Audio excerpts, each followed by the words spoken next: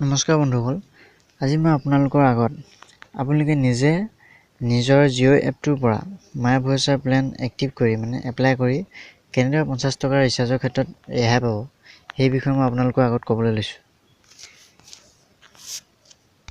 প্ৰথমে আপোনালোকে জিঅ' এপটো অ'পেন কৰিব লাগিব। মাই জিঅ' এপটো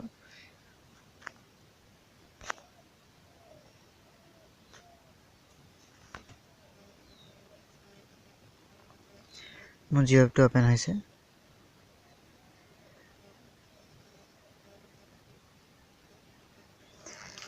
বহুতৰ জিঅ' এপটো এনেদৰে অ'পেন নহ'ব পাৰে। মোৰ এইটো কালি জিঅ' এপটো আপডেট দিছোঁ, সেইকাৰণে মোৰটো এনেদৰে ওলাইছে। তাৰপিছত মই আপোনালোকক কৈ আছোঁ, চাই থাকক।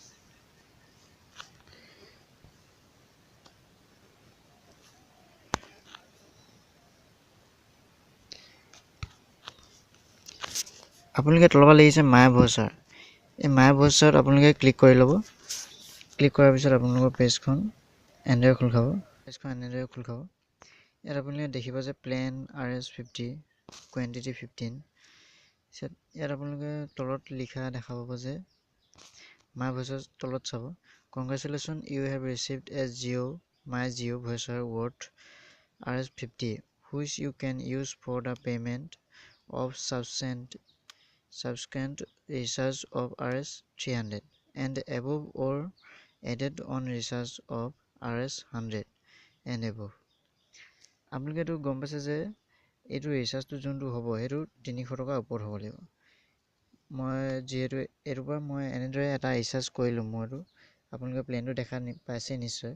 সেইটো মই এনেদৰে 50 টকা কমতে ৰেহাইত ৰিচাৰ্জ কৰা হয়।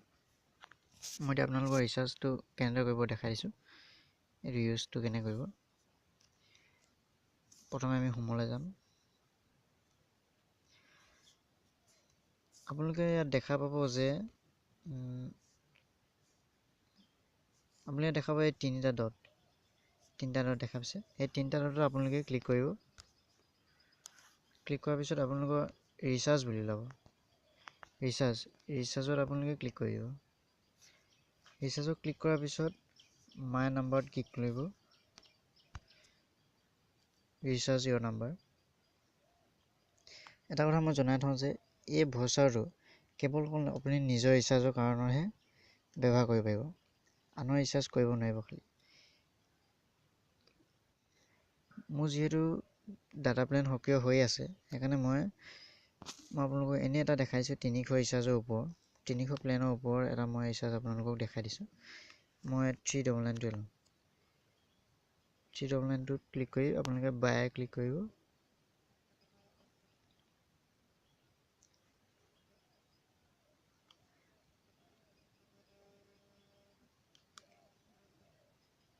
বাই অপশ্যনত ক্লিক কৰাৰ লগে লগে আপোনালোকে দেখা পাব এনেদৰে এখন পেজ খোল খাব। এই পেজটোত ওপৰত দেখা পাইছে চাগে আপোনালোকে এপ্লাই ডিছকাউণ্ট ভইচাৰ। আপোনালোকে এইটো লাইন দেখা পাইছে। তাৰপিছত আপোনালোকৰ এইকেইটা হৈছে আপোনালোকে কিহত পে' কৰিব আপোনালোকৰ এমাউণ্টটো। UPIত পে' কৰে নে, জিঅ' মনিৰ পৰা নে, পে'টিএম ৱালেটৰ পৰা, ফোনপে'ৰ পৰা, credit card, debit card, net banking, জিঅ'ৰ পৰা কৰে আপোনালোকৰ এইটো কথা। মই চাইছিলোঁ অলপ আগত খালি মোৰ প্লেনটো যেতিয়া মই ৰিচাৰ্জ কৰিছিলোঁ, সেইটো ৰিচাৰ্জ কৰোঁতে মই মোৰ ATM কাৰ্ডৰ পৰা পে'টো কৰিব বিচাৰিছিলোঁ, খালি পে'টিএমৰ পৰা মোৰ পে'টো কৰিব পৰা নগ'ল। তাৰপিছত মই ATMৰ পৰা পে'টিএমত মাই ৱালেটলৈ মই পইচাটো ট্ৰান্সফাৰ কৰিলোঁ। ট্ৰান্সফাৰ কৰাৰ পিছত মই পে'টিএমৰ পৰা এপ্লাইটো কৰোঁতেহে মোৰ পে'টিএমৰ পৰা ৰিচাৰ্জটো হৈছে। পে'টিএমৰ পৰাও কৰিব পাৰে, মাই ৱালেটৰ পৰা পে'টিএমৰ বা ATM কাৰ্ডৰ পৰা। যদি আপোনালোকৰ ৰিকুৱেষ্ট ফেইল বুলি আহে, তেতিয়াহ'লে আপোনালোকে পে'টিএমৰ মাই ৱালেটৰ পৰাহে ৰিচাৰ্জটো কৰিব পাৰিব। মই আপোনালোকক ভইচাৰটো এপ্লাই কৰি দেখাই দিছোঁ। আপোনালোকে দেখিছিলে যে তলত ওপৰত এপ্লাই ডিছকাউণ্ট ভইচাৰ এইটো দেখিছিলে আপোনালোকে। সেইটোত আপোনালোকে ক্লিক কৰক। ক্লিক কৰাৰ পিছত এনেদৰে ওলাব।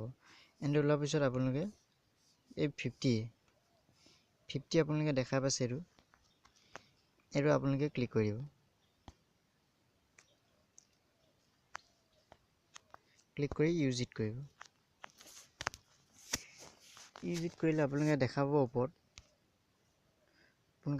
দেখা পাইছে যে ইয়াত আছিলে আমাৰ আগতে 399 আছিলে এইটো ঘৰত। এতিয়া আমাৰ 399 পৰা -50 মাইনাছ কৰি হৈছেগৈ আমাৰ 349। এইটো হৈছে 349। এতিয়া আমি 349টো আমি এতিয়া কিহে পে' কৰোঁ আপোনালোকৰ নিজৰ ওপৰত কথা। পে'টিএমৰ পৰা যদি পে' কৰিব বিচাৰিছে মই আপোনালোকৰ এইটো পে'টিএমটো পে' কেনে কৰিব সেইটো দেখাই দিছোঁ। পে'টোত ক্লিক কৰিব। পে'টো ক্লিক কৰিলে এনেকৈ ওলাব। যিহেতু মোৰ দেখাইছে ইয়াত ৱালেট বেলেঞ্চ 51 আৰু কাৰেণ্ট ভেলু 339। এতিয়া মোৰ ইয়াত দেখাইছে যে এইটো তলত low' balance you need to added 298 মোৰ টেক টু মেক পে'মেণ্ট। মোক কৈছে যে ইয়াত 399 হ'বলৈ আৰু 298 পইচা লাগিব।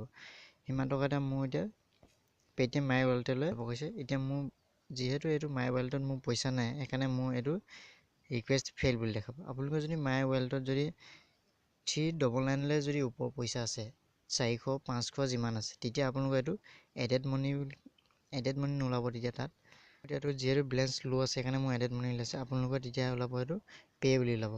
পে'টো আপোনালোকে কৰি দিব, তাৰপিছত আপোনালোকৰ অট'মেটিক ৰিচাৰ্জ হৈ যাব।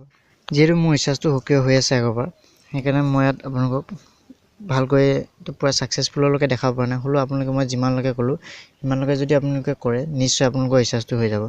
আৰু মই আপোনালোকক এইটো ভিডিঅ' যাতে আকৌ মোৰ ৰিচাৰ্জটো শেষ হ'লে আপোনালোকক ফুল্লি ছাকচেছফুললৈকে মই দেখাবলৈ আপোনালোকক চেষ্টা কৰিম।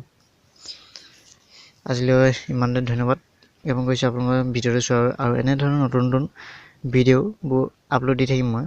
আৰু এনেধৰণৰ নতুন ভিডিঅ'বোৰৰ ন'টিফিকেশ্যন আপোনালোকে সোনকালে পাবলৈ আৰু লগতে ভিডিঅ'বোৰ চাবলৈ কাৰণে আপোনালোকে কাষতে থকা ছাবস্ক্ৰাইবত ক্লিক কৰি বেল আইকনটো ক্লিক কৰি ল'ব।